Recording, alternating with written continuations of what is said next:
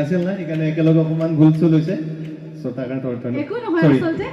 এয়া মাথো মৰম কৰিলে ভাল পাম গোটেই ৰাইজে যিহেতু ইয়াৰে সন্তান আৰু কুমাৰেশে বৰ ধুনীয়াকৈ লিখিছে সুৰ কৰিছে নহয় কুমাৰেশে দুই এষাৰ কিবা ক'ব নেকি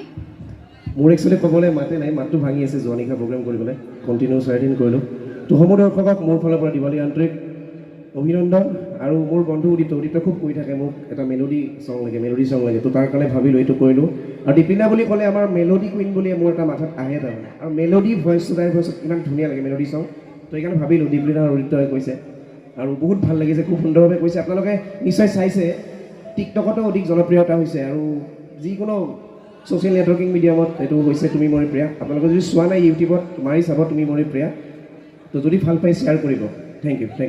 U Kumaresh thank you Udit ধন্যবাদ সকলোকে